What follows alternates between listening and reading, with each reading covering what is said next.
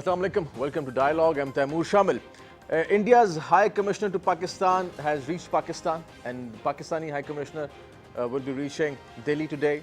Pakistani High Commissioner also met Prime Minister Imran Khan. They had a meeting, they had a briefing as well.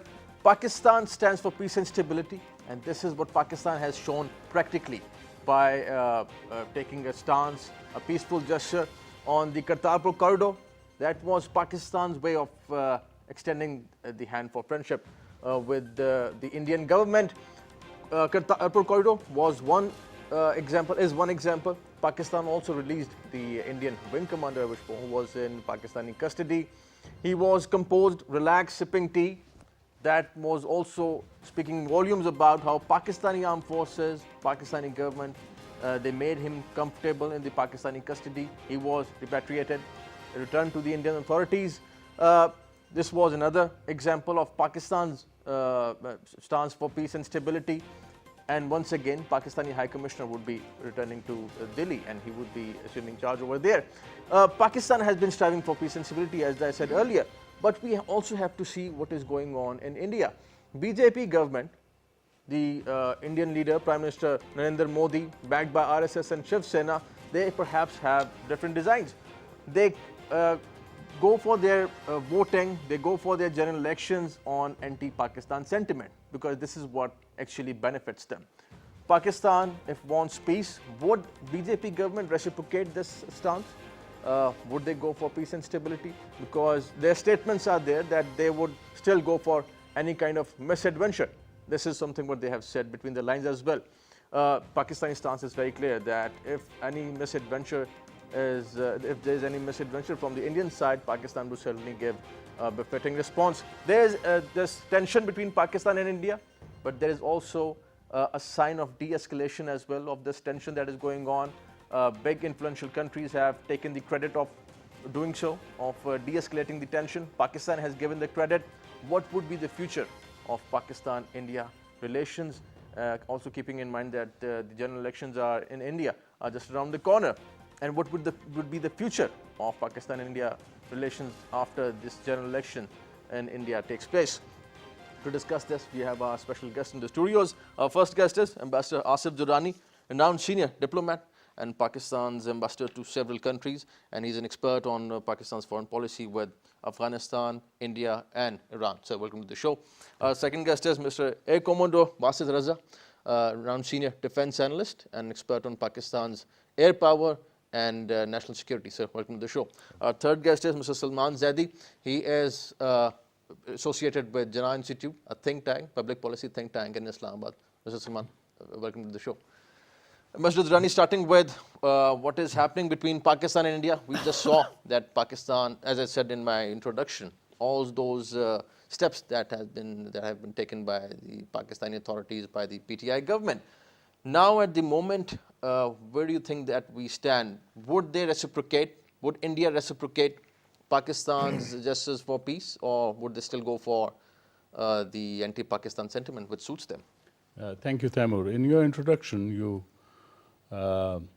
said regarding the exchange of high commissioners, they have been called in for consultations, which means when the situation goes serious, the countries, they call back their envoys for consultations.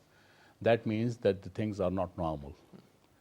And since now the high commissioners are back to their places of assignment, it shows that there is a de-escalation. This is an official announcement that there are normal relationship between the two countries. Normal, when I say, means at the diplomatic level.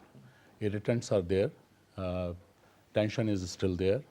We cannot lower our guards, that's very important. And measures which Pakistan has taken after the Pulwama incident and India's subsequent action at Balakot, it was adequately responded by Pakistan. So therefore, at the military level, India has been paid in the same coin. And at the diplomatic level, by returning their pilot, wing commander Abhinandan, Pakistan also showed to the world and also gave signal to India that we don't want escalation. We want a normal relationship with you, but at the same time, we also made it clear that please don't indulge in misadventure. So de-escalation is there, but I'll raise the caveat that we have to be on our guards, and then let's see how India behaves. But as far as India's behavior at the moment, it is belligerent, unfortunately, and that belligerency comes because of the elections which you have pointed out. They are using it as an election plank, especially the ruling party led by Mr. Modi. So he wants re-election. But there are a couple of other problems Mr. Modi is facing. For instance, Rafale aircraft deal, which is a matter of controversy in India. There is a talk about many wrongdoings which have been done. And they also said that the papers of Rafale aircraft have been stolen. So that is also very interesting then. So, I mean, there are many things. And then we should also see that when this incident, Pulwama incident took place, just 24 hours before, a suicide attack took place in Zaidan Khash in Iran.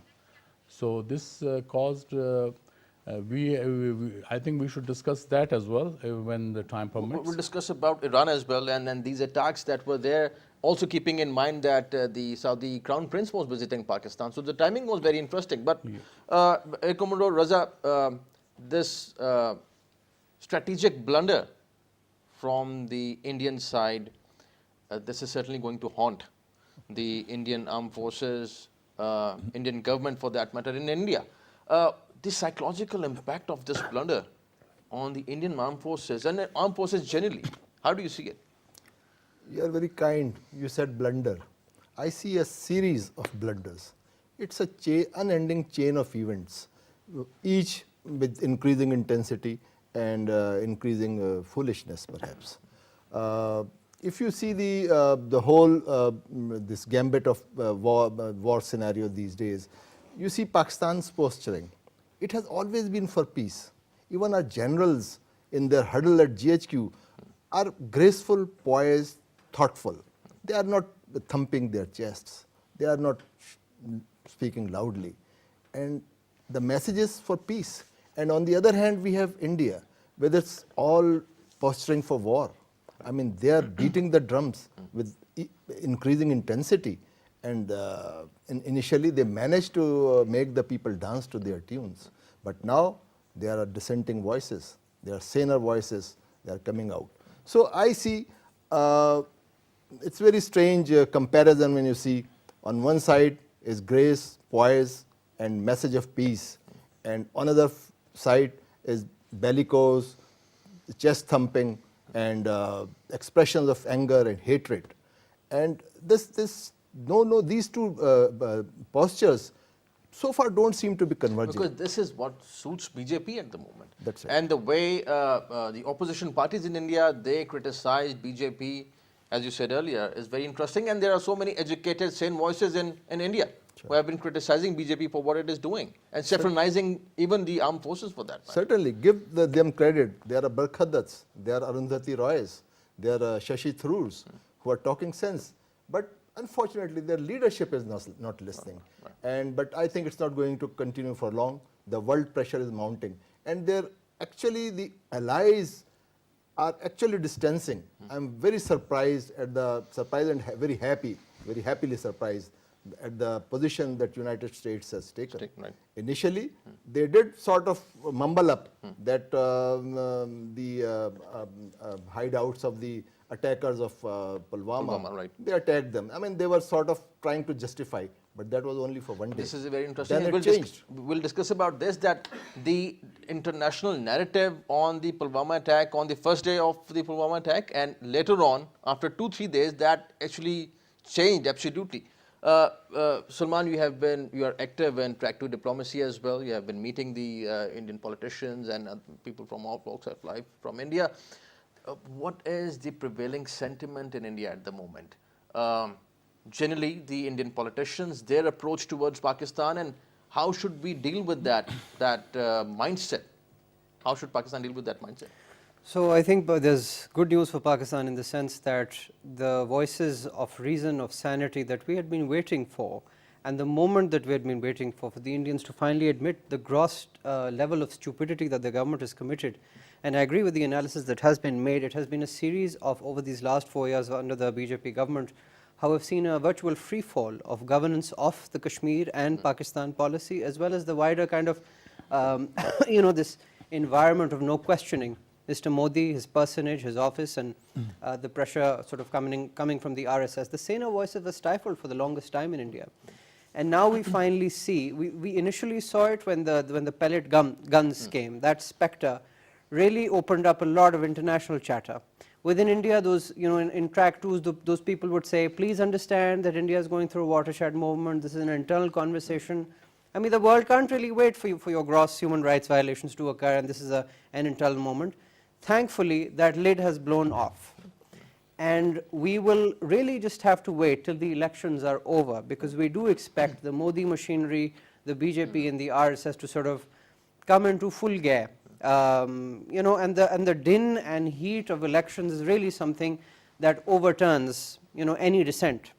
We do expect more belligerence. It is a valid talking point for Mr. Modi, the chest thumping that's been referred to. That will continue.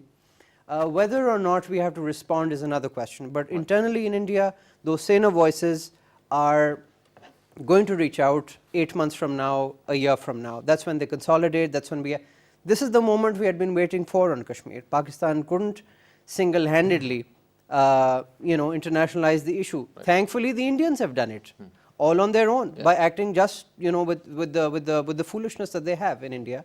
That is a win for Pakistan. The saner voices, etc. But voices do not necessarily turn into policy. We have to also monitor how the international community reacts to these voices. This point is very important, Ambassador Durrani, that what matters the most is the Indian policy towards Pakistan. Let it be BJP or no BJP in India. What is Indian policy towards Pakistan? Many people, when Narendra Modi became the Prime Minister, they were thinking that perhaps he would take a strong stance initially, but he might go for talks with Pakistan on the issue of Kashmir. They were expecting something like Atal Bihari Vajpayee, what he did, that he went perhaps out of the way, many Indians think. But that didn't happen. Now, BJP or no BJP in the next general elections, do you think that the policy would continue with Pakistan, which is at the moment? I think there is an overarching policy of India about Pakistan, and which looks at Pakistan from the Kashmiri perspective. And their known refrain is that Kashmir is an integral part of India. And from there flows everything. When the temperature goes up in occupied Kashmir, India starts blaming Pakistan. And mind you, occupied Kashmir is actually ruled by their armed forces. It's not, the civil government has little to say. I can refer to the Siachen agreement, which was about to be signed in 1992, when the Indian armed forces put their foot down. And we were about to sign the dotted lines, but they put their foot down and it was torpedoed by the military, not by the civil authorities. So therefore, the myth that India is a democracy and army has a secondary role is just a myth as when it comes to India-Pakistan relations. Then as far as Mr. Modi's government is concerned, it's a complete departure from the Vajpayee doctrine. He believed in engaging Pakistan. For Modi, it suits for the time being because he and his hardliners, they are pursuing anti-Muslim agenda. Actually, they are pursuing a hyper-nationalist agenda, which gives premium to their own Hindutva brigade, which gives force to the Hindutva brigade to make majorityism as the major plank of Indian policy. Right. Under that, if they want to rule the country, but that is going to be very harmful for India, India itself, because there are substantive minorities. There are around 200 million Muslims in India, and there are other minorities in India as well. And then within India, there is unrest. Maoist movement has consumed almost 2/3 of India. And since it is not coming to the media or to the public, because it is rural based. So otherwise, the daily casualties are in 70s and 80s every day, but it doesn't see the light of the day. Right. But it is a real threat. Then Seven Sisters, which they call in the Northeast, Right. they are into revolt for the past 71 years, ever since India got independence.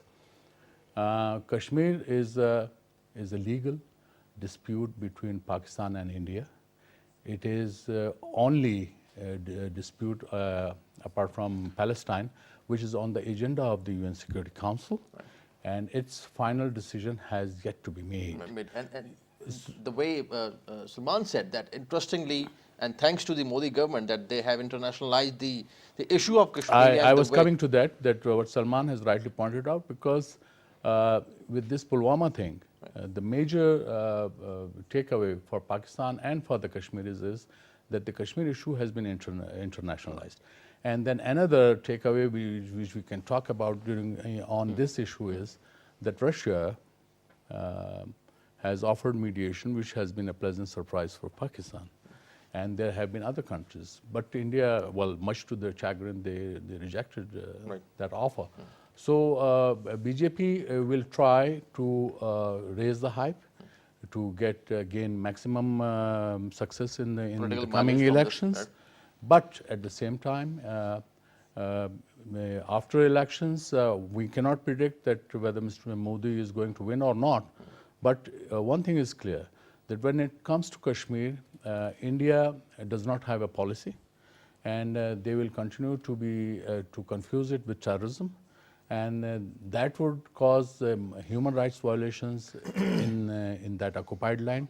And I think we will have to be on our guard, and we'll have to raise the plight of the Kashmiris at every forum. Right. Commander Raza, there were many interesting things on the social media as well, the way sane voices from India, they were criticizing what Prime Minister Narendra Modi did.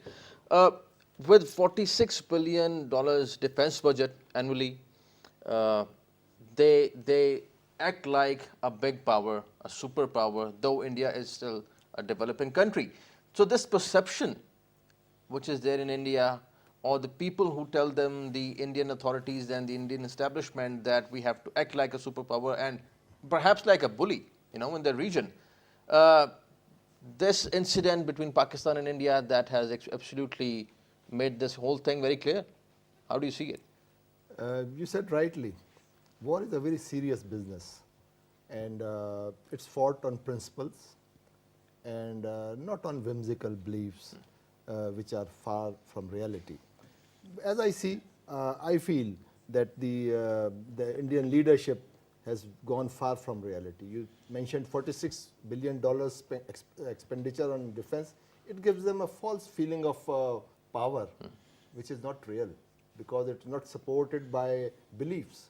And it was crystal clear. I mean, even perhaps a man with lesser sight could see it when that MiG-21 was shot down here by that brilliant attack by Hassan Siddiqui. So it was very clear. And after a few days, in this scenario, a MiG-21 just dropped out of skies. I mean, it's become apparent that their will is lacking.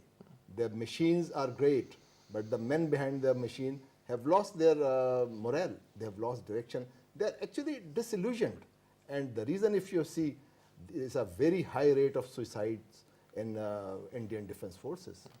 It is like what happened in Vietnam, when a lot of Americans, because they said, why are we fighting? I mean, an Indian soldier, his family is questioning, why are our sons dying in Kashmir? So they don't understand the purpose of doing so, and the way the whole thing was politicized and used for mere political gains. That's true. Actually, leadership is statesmanship. I mean, it's synonymous. Vajpayee, you mentioned Vajpayee's name with Modi. They are poles apart. Vajpayee was a statesman. Modi, I mean, we respect all prime ministers wherever they are, but to me he looks like a court gesture with his always changing caps. Sometimes he's into a peacock head. Other day he's a cocktail head. I mean, this is not politics. This is not leadership. You have to sort of see the realities and prepare your people to face those realities. You can't live an illusionary and imaginary world and take your nation into it, and this is a sure course for disaster. And unless the saner voices of India are heard, and I very sincerely hope India is a great country, and if these voices are able to gain ascendancy, India will be a great nation. It will be our friend. They will listen to us. They will free Kashmir. They will do many right things. But presently, it seems to be a far-out dream. Right, far-out dream. Salman, this far-out dream, also many people think that perhaps Congress would also follow the trends that are set by BJP, because at the moment that anti-Pakistan sentiment is sounding like a hot cake in India, perhaps. I don't know if you would agree with this or not, but Congress would also still try to align itself with this prevailing sentiment in India. Rahul Gandhi, for that matter, the first day of Pulwama attack, his tweets, his statements, he said that we stand with the armed forces of India and all that. But after 2-3 days, when the MiG-21 incident happened and the Indian wing commander was in Pakistani custody, the narrative changed in India, and they started criticizing the BJP government, because that was their moment to gain politically for Congress as well. What would be the, let's say, role of Congress in future? And since we in Pakistan, we expect that, okay, let's expect that Modi wouldn't be there in the next general elections or in the next government, perhaps Congress. Do you see any change from the Indian side? Well, your question is very important and timely, Taimur. And I have to say, sorry, that all estimates from India are saying that there will be a BJP return to power, because Congress has not really rallied the numbers. Mr. Gandhi himself is really a pointless politician, as some people are arguing today, this week. His sister has stepped into the fray. She doesn't have much. She carries the Gandhi legacy, but that may not translate into numbers. So the Congress really has to go a long way before it is able to galvanize or meet the BJP juggernaut head on. But let's consider your question for a minute. Should the Congress come to power and lead a warlike scenario with Pakistan? Well, recent history helps. The last Congress government was a time when we were able to make the most progress with the Indians on a number of fronts. Banking channels, people-to-people contacts, etc. You had, leadership that would also allow, as they say, grand gestures, whereby Manmohan Singh invited our Prime Minister over for a cricket to see a cricket match. I forget where it was, in 2011. 2012 was the luckiest year that we had in Indo-Pak relations. Every week the foreign offices were working on agreements, etc. Whether or not they came to fruition, there was a lot of paperwork that sort of went back and forth between. Track 2s were working like nowhere before. So it was unprecedented time in Indo-Pak relations.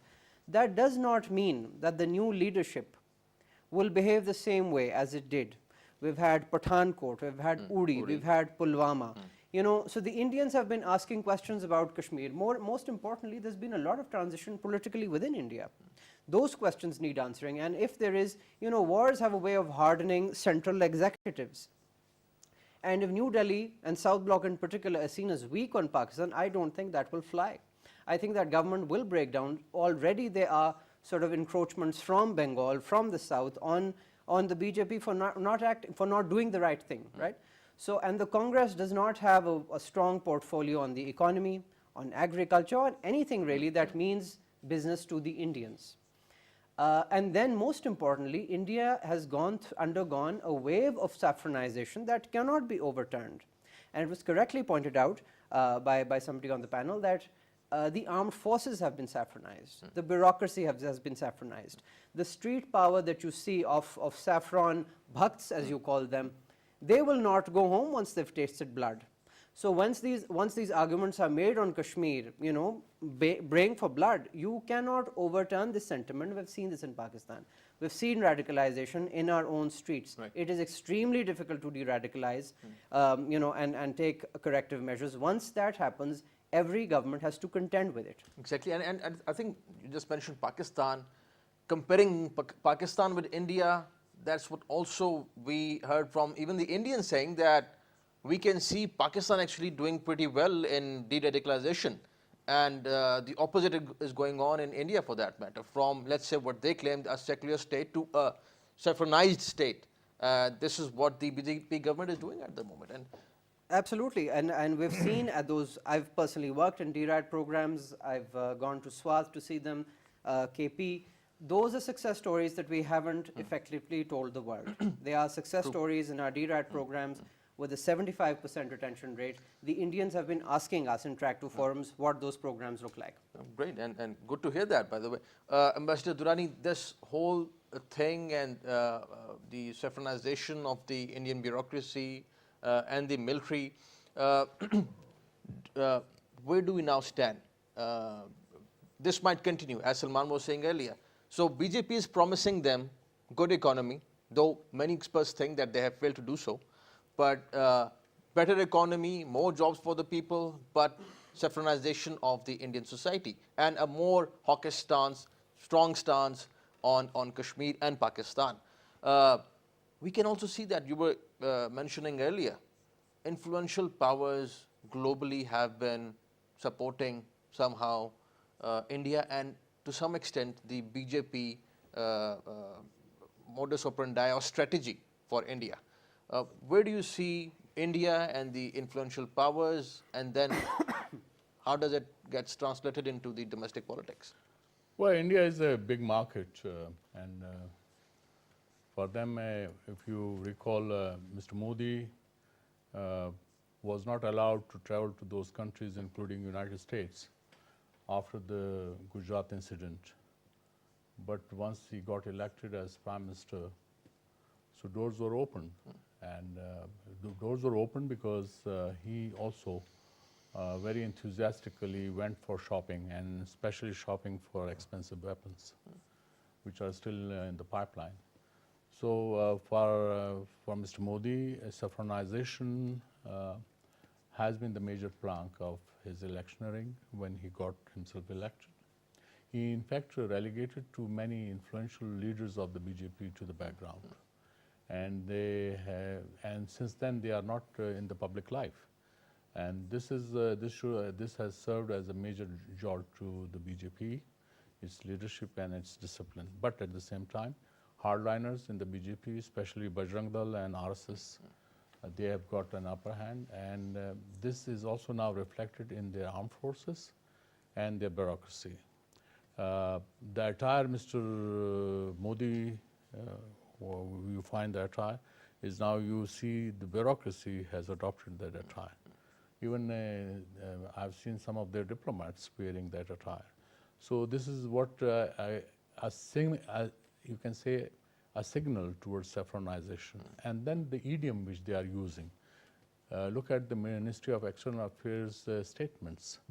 So there's a smell of saffronization in those statements as well. So how they are behaving, this is very dangerous, especially when in the recent past, their army chief, General Bipin Rawat, he looked like a politician when he issued statements. And unlike a soldier for that. Even on Afghanistan and other issues. Right. So this is, and somehow there have been also, you can see many ex-army people and armed forces people, they have joined BJP. So but this the is a dangerous trend. The bigger question is, how should Pakistan now deal with well, we have to deal with such India. kind of neighbors? Because many people think that why do we at times go out of the way perhaps extra mile to improve our relations with India, opening the Kartarpur corridor, though many people would appreciate, but there are people in Pakistan as well saying that why are we going for Kartarpur, let's say, and returning the wing commander and all that. We should also take a hard stance. What stance should Pakistan take? In a bilateral relationship or in a multilateral relationship, diplomacy always works. And if you don't have these initiatives, then it means there is a total stalemate. And then it also is reflective of the statesmanship which countries display. In this case, Prime Minister Imran Khan, he displayed statesmanship. You have referred to Kartarpur. Prime Minister has offered to discuss even terrorism, which India has been harping, that rather than initiating or reviving the composite dialogue between the two countries, we want to discuss terrorism with Pakistan. And we were saying that terrorism is part of the composite dialogue. But now even Prime Minister has said that, okay, if you want just to discuss the terrorism, we are ready to discuss terrorism. Because in this case, we have no closets, no skeletons in our closet. Reason being that we ourselves have suffered since 9/11. Over 70,000 people have laid down their lives in this country because of terrorism. And then we can also expose India about its terrorist activities in Pakistan. Kulbhushan Yadav is a glaring example, and there are other incidents which are taking place. Even from Afghanistan side? Yes, Afghan soil is being used, and India has been using Iranian soil as well. Kulbhushan was operating from Iranian Balochistan, and then his two other accomplices, they fled, who were based in Chabaha. So for us, we don't have to be apologetic about discussing terrorism issue. So we have had our initiatives. Come what may, whichever government comes to power in India, our stance should be, we are ready for dialogue. We are ready for any kind of relationship which India wants to have with Pakistan. But at the same time, we would not allow India to indulge in any kind of misadventure. Rightly said. Commander Raza, as Ambassador Durrani just mentioned about Iran and Afghanistan, India using the Afghan soil for that matter, and to some extent, as Ambassador Durrani said, the Iranian soil, because Kulbhushan came from the Iranian side. Strategically, Pakistan has been improving relations with Iran in the last year and a half, especially with Afghanistan as well, and we have brought up this issue that TTP and Jamaatul Ahrar, two terrorist organizations, and their commanders, they are still operating from the Afghan side. Do you think that strategically this would help Pakistan in being open to discuss these things with Afghanistan and Iran? Very true. Actually, you just asked a very important question. Why is Pakistan only making overtures for peace? Peace is important for every country.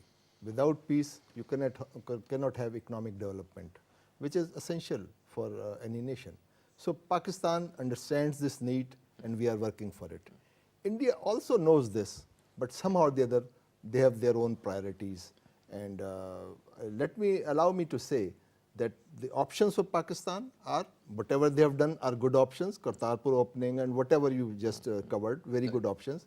But one very important segment is, India has actually contained the options in Simla agreement, that it will be only resolved bilaterally. We have to break this shackle somehow or the other by out-of-box thinking. I mean, we have to concentrate and focus onto regional forums. OIC was a very important forum. We got a resolution in which India was almost condemned or actually recognized for playing a wrong part in Kashmir. It was significant. Another forum available to us is SAARC. SAARC has been very ineffective. And if you allow me, what happened after Uri, that the SAARC conference, which was to be held in Pakistan in November 2016, was actually initially detailed, because SAARC is at the moment filled with states which are more inclined towards India. Influenced by India to some extent. So we have to actually, when I say out-of-box thinking, and I concentrate on SAARC only, out-of-box thinking is that China is sitting as an observer. With India, SAARC will never do anything which is against Indian wishes. But bring China in, and the whole scenario will change. But So if this- I may, Sure, please. SARC does not discuss political issues. It has to Bilateral, focus not- on, yes, and even bilateral issues are not discussed. But it has been hijacked by India because one country can veto it. And this is not the first time. Sri Lankans, when the Indian troops were in Sri Lanka, so Sri Lanka boycotted their ministerial and SARC summit way back in 87, 88. So this is not something new which has happened. So I think here I just wanted to correct. At this, right. Sir, you have a point. Actually, this is not the only thing that will solve the problem. This is not the panacea for all evils. This is a basic step, but there are other steps. And if China is in, I think we can also redefine the SARC charter. And because it has failed to show any results. So there has to be a serious thinking. And this is part of diplomatic efforts. And also many experts think that let's just let SARC lie down there and focus on the western side as well, Salman. Improving relations regionally with other countries in the region, China, Afghanistan, Iran, Russia for that matter. So we have been sort of course, concerned about SARC, the eastern neighbors as well, but there are other countries as well, in the region, and Pakistan should develop and cultivate strong relations with the neighboring countries, other countries as well. Taimur, I'd like to agree, but after this Pulwama episode, the scenario has slightly changed. We must not forget how the Western capitals behaved on the eve of the Indian attack.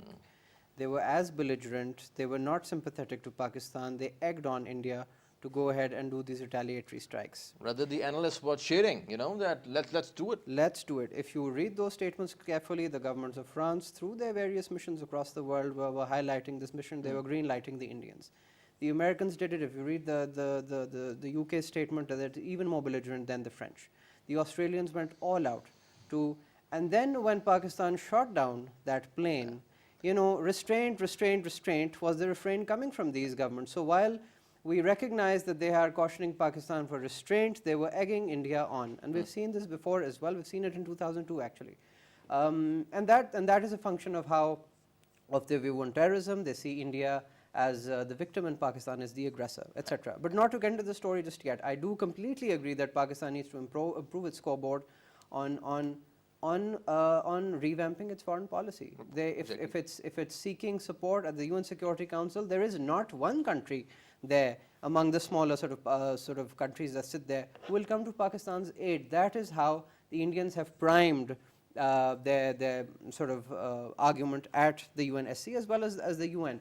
Pakistan, the much bigger and more important and critical effort is rebuilding our relationships with these Western capitals.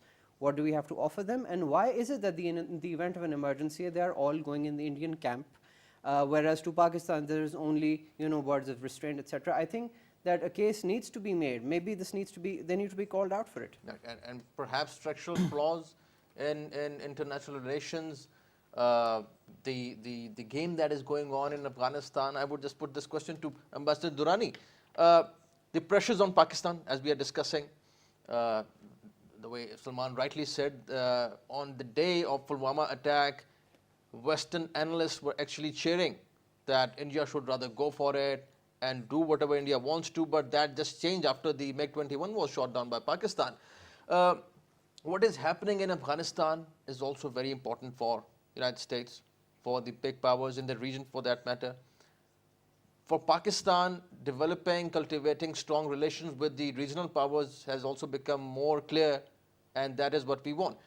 Do you think that what Salman said, revising our foreign policy and also thinking that what the regional countries can do for Pakistan and what Pakistan can do for the regional countries? Let me say what Salman said. I don't think India has a walkover in the UN system. Had this been so, they would have, I think, boxed Pakistan much earlier. So this is not the case. They tried their best in 1267 committee to put Pakistan on that list. They failed. They tried on many other proscribed organizations. It's not the question. I, for one, would strongly advocate that non-state actors should not have any say in dictating the foreign policy. They should not, and they should be dealt with very strongly. And this is what has been now done. It has been an ongoing process, and we were the victims of the Soviet Union. We didn't invite Soviet Union to Afghanistan, and we did not invite 5 million Afghan refugees to come to it.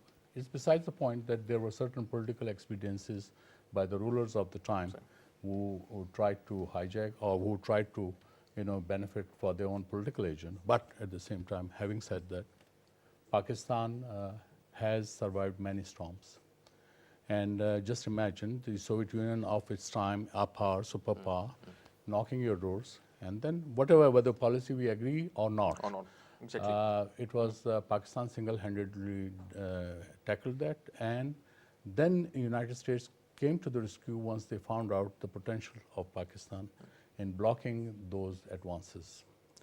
At the same time, then when 9/11 happened, no Pakistani was involved. 9/11 happened because of the neglect which the United States did after the withdrawal of the Soviet troops, and the United States washed its hands, and the result was what? The result was that Al-Qaeda got its roots in Afghanistan, and then everyone knows what happened in the 9/11. Then we were pushed into that thing that we had to, and we had to because the UN Security Council under Chapter 7, Resolution 1368 and 1373, they called upon every state to cooperate. So if I quote the then French president's statement that today we are all Americans. So this is what happened, and this is what so much the atmosphere was so much charged. Even so, we survived. But at the same time, by siding with the coalition forces, which is, by the way, again was legal. Right. It was not an occupation. Iraq was an occupation. And then when we sided, so then we had to bear the brunt of those organizations who till yesterday they were asking and they were saying that we called them Mujahideen, and then we said, okay, now turn back. So for them, they were the monsters. Those monsters were and for got Pakistan, up, this was a very complex issue. We had to pay a very heavy price. But now to close that tap is not going to be closed so easily. It takes time. Of course, and this is not a just off and on button. No, so you have to work it takes on it, time. So it took time for Pakistan to neutralize the TTP. It did not happen in overnight. It took almost 10 good years of fighting, which now we have brought us to this pass that now we are ready to receive the tourists from all over the world. Right. So, and now Afghanistan, major point, right. Afghanistan, I'm sorry it is getting a longer, but no. Afghanistan now, it is because of Pakistan, which is a factor of stability in the region. And if Afghanistan is going to have peace, that would be because Pakistan had to reorient in a manner right. that which also attracted its neighbors of Afghanistan, except for India, which may play a spoiler's role in Afghanistan. All neighbors of Afghanistan, they are on the same page with Pakistan that a dialogue should be held, and dialogue should be held in a manner whereby all Afghans, they should be on the table, and they should resolve the issue according to the wishes of Afghan people. And I think this is something really very interesting, and we discuss this very often on our show as well. Pakistan-Afghanistan relations needs a separate show, and we'll love to have you on the show, that show. We'll love that. Thank you for joining us, gentlemen. Ambassador Durrani, pleasure having you on the show. Air Commodore Raza, thank you for joining us. Thank you for your time. Salman, thank you for joining us. Pleasure having you on the show. That's all from today's show. See you next time. Khuda.